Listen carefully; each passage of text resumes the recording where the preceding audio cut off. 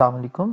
आज के इस लेक्चर में हम जो है कुछ इम्पॉर्टेंट आपके पास जो लोकेशंस होती हैं डिफरेंट बायोकेमिकल रिएक्शंस की इनसाइड सेल जो है उस पे डिस्कशन करते हैं। मतलब ये हुआ कि हमारे पास आपको मालूम है प्लांट सेल के अंदर एक तो फोटोसिंथेसिस होती है, ठीक है, और अगर हम लोग बात करते हैं प्लांट एंड एनिमल दोनों सेल्स के अंदर रिस्पायरेशन होती है। जैसे कि बेसिक्स तो आपको पता है, फोटोसिंथेसिस में फूड बनता है और रिस्पायरेशन में फूड की ब्रेकडाउन होती है। ये तो बेसिक कंसेप्ट है। अब हम ज़रा देखते हैं कि हमने अभी तक जो प्रोसेसेस पढ़े होते हैं, हम कहते हैं फोटोसिंथेसिस के अंदर भी दो रिएक्शंस होते हैं, एक जिसे लाइट रिएक्शन कहा जाता है और एक जिसे आपके पास डार्क रिएक्शन कहा जाता है, ठीक है। सो हम इनकी लोकेशंस पे भी डिस्कशन करेंगे आज ब्रीफ में।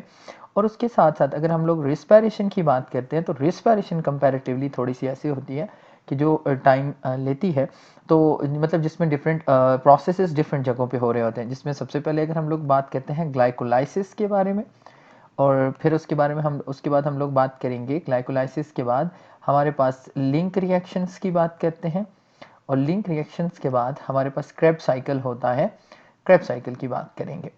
फिर अगर हम लोग बात करते हैं क्रेब्स साइकिल के साथ साथ हमारे पास आ जाता है इलेक्ट्रॉन ट्रांसपोर्ट चेन।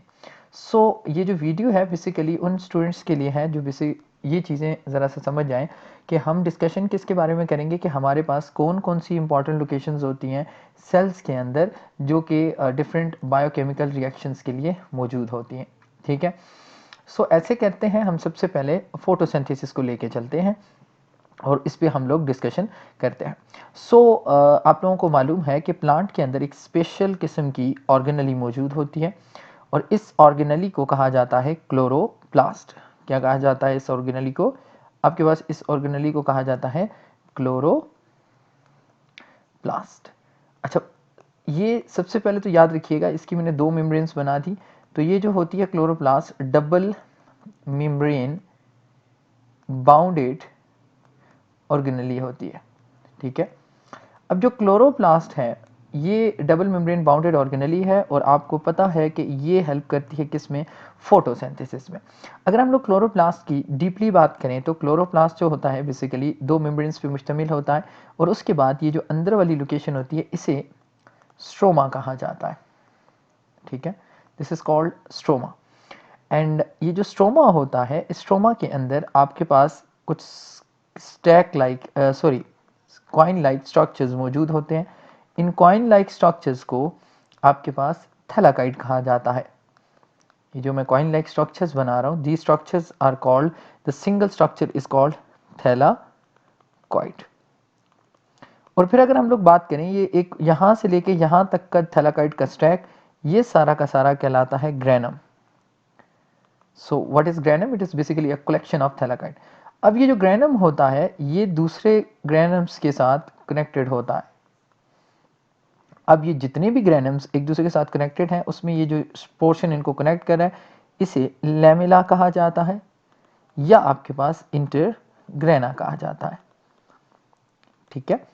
अब अगर हम लोग बात करते हैं इंटरग्रेना के साथ साथ, अगर प्रॉपरली देखा जाए इंटरग्रेना और ये जो सब के सब जब इकट्ठे हो जाते हैं इन सारी कलेक्शंस को, यानी ये सारे के सारे ग्रेनम्स को इकट्ठा ग्रेना कहा जाता है। तो what is grana? It is actually the collection of granum.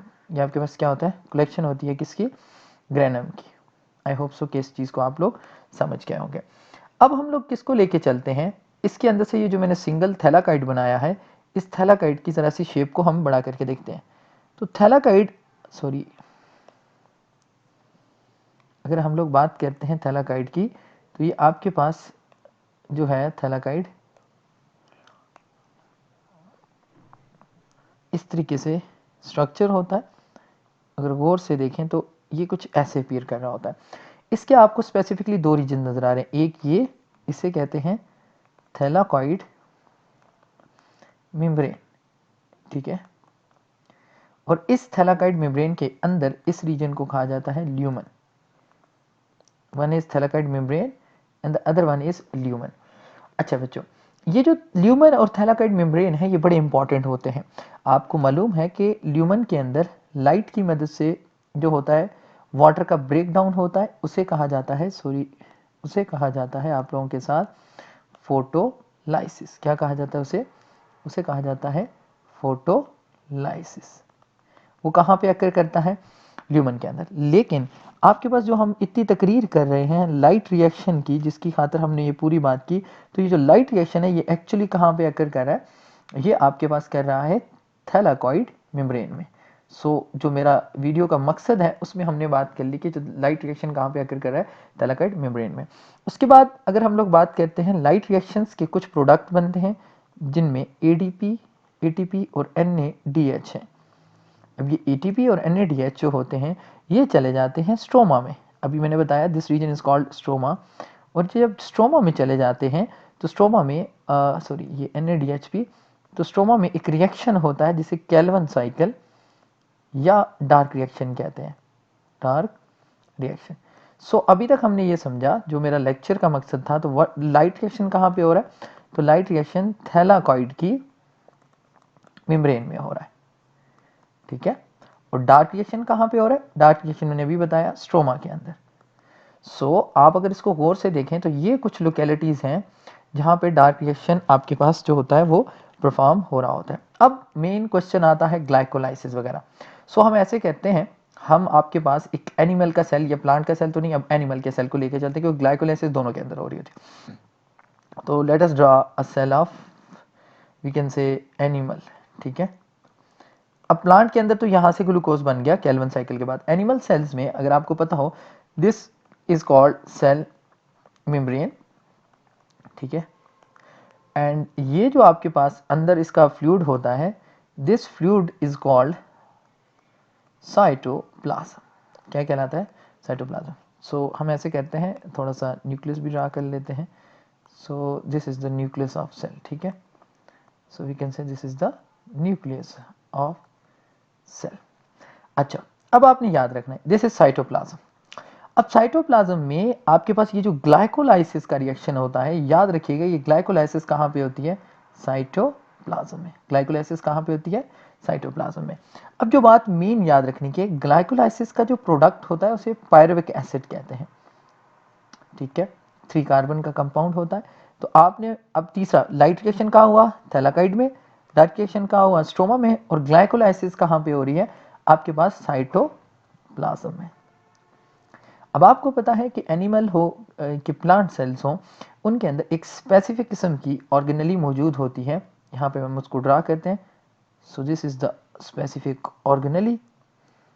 अजीब सी बन गई है, इसको दोबारा मैं सामने बनाता हूँ। हम इसी के साइटोप्लाज्म को और इनलार्ज करते हैं। तो मैंने कहा यहाँ पे एक ख़ास किस्म की ऑर्गेनेली मौजूद होती है जो कि डबल मेम्ब्रेन होती है, और इसकी इनर मेम्ब्रेन्स के अंदर इस तरीके से फोल्डिंग होती है। This organelle is called mitochondria, ठीक है। इस ऑर्गेनेली को क्या कहा जाता है?